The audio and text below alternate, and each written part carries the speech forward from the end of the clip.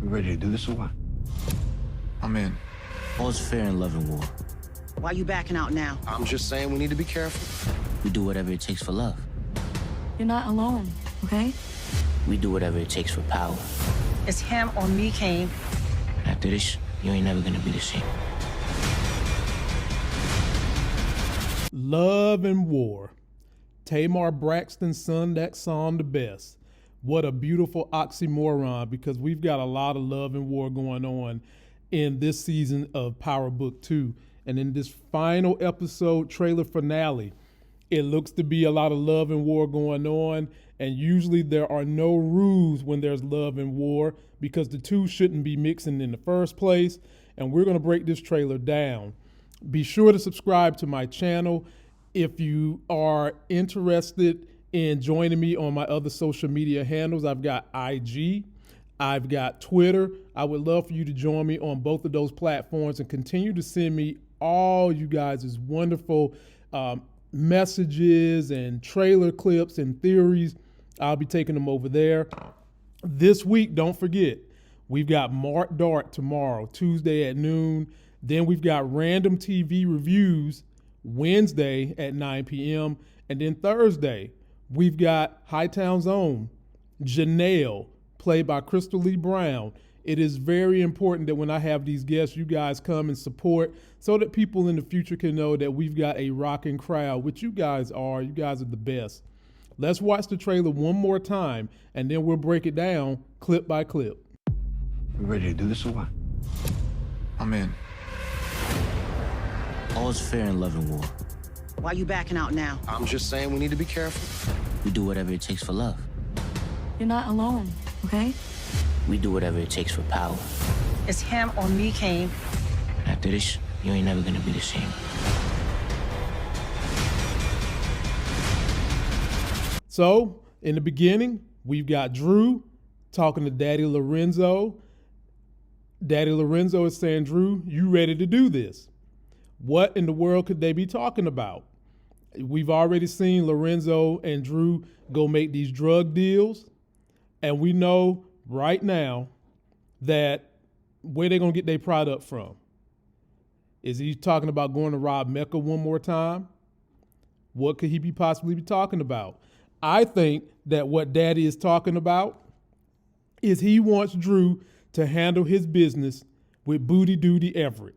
Look at the look on Drew's face. That's a look of, Daddy, I'm going to do it, but hell, I don't really want to do it. And I'm going to side eye you because this is a love and war situation for me. And so do I think Drew is going to do it? Possibly, because we've been calling for Everett's death for a very, very long time. And this might be the moment where Drew go ahead and handle his business. Then we see an expensive yacht on the coastline of, I guess that's New York. And then we see on that yacht, global snitching ass Mecca with Monet. And we saw a plan that went down in the last episode where they talking about hopping on a plane, skipping town, going staying in Rome and shit, bathing in olive oil baths and stuff. These black folks. And basically, Nene is talking to him about what they got to do, which is handle business with Lorenzo. But ladies and gentlemen, y'all know goodness well, they ain't killing Lorenzo. This is going to obviously be a double cross. They're going to wind up having to take out Mecca. And I really don't want to see the character end this quickly, but I think, ladies and gentlemen, it's over for Mecca. If you've enjoyed Mecca, you better take you a pilgrimage to the real Mecca, because this is going to be it for him. He is toast, milk toast at that. His ass is out of here, and I can't wait to see how this plan executes to get rid of him. Snitching ass, snitching on everybody. Damn, dude, made yourself a living, a good living off snitching. Then we see the new power couple, Tariq and old Effie, of which we know goodness well you can't trust her. Now, my thing with her is she's admitted that she's fallen for Tariq, but in the last episode, she told Kane she ain't got no man. And here she's kissing Tariq.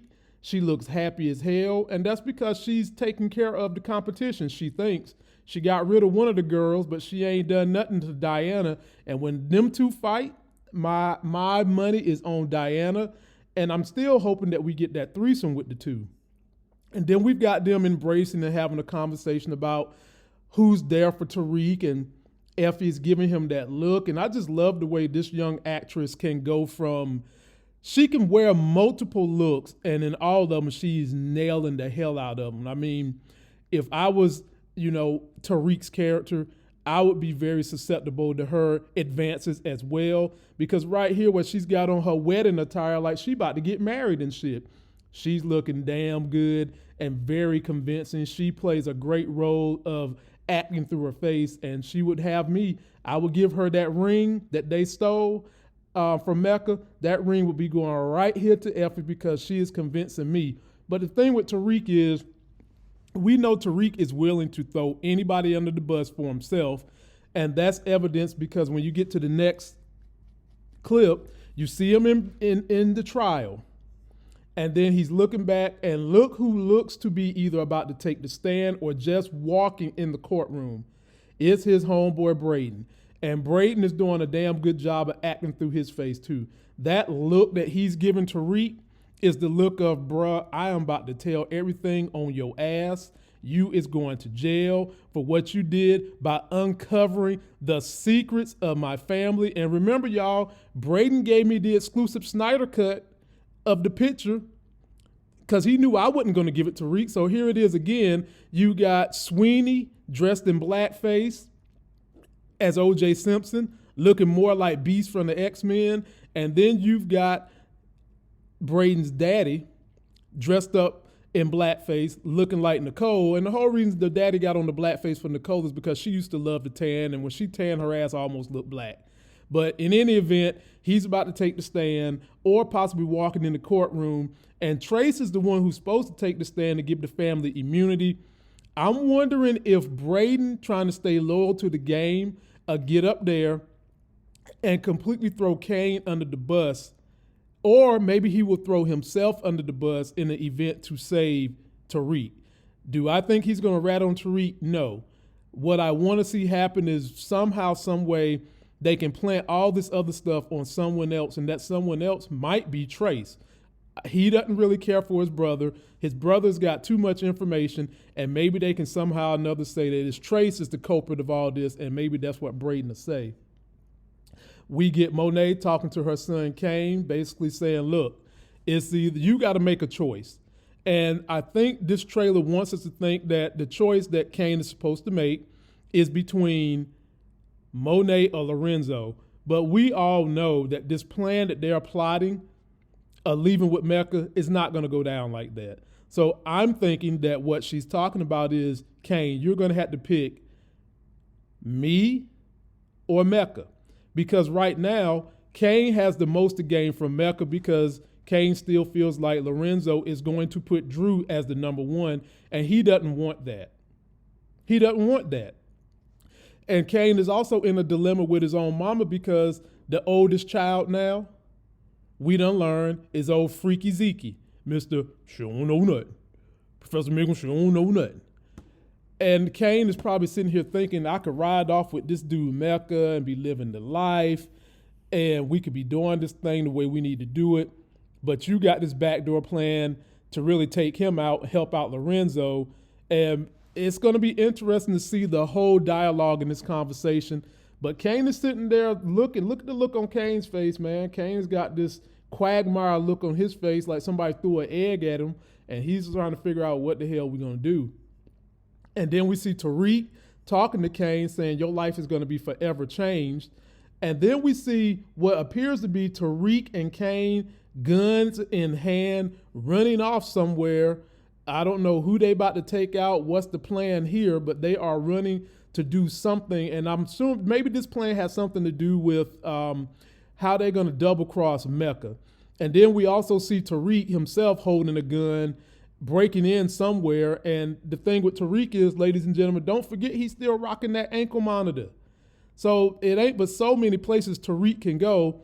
And also, let's not forget, Tariq still has the tracker that was given to him by Mecca. So maybe what we see Kane and Tariq doing in conjunction with the plan they have with Monet is Tariq setting up Mecca to meet somewhere, and then they're going to double cross his ass and take him out. Because most of the time when Tariq pull out his gun, he used the gun.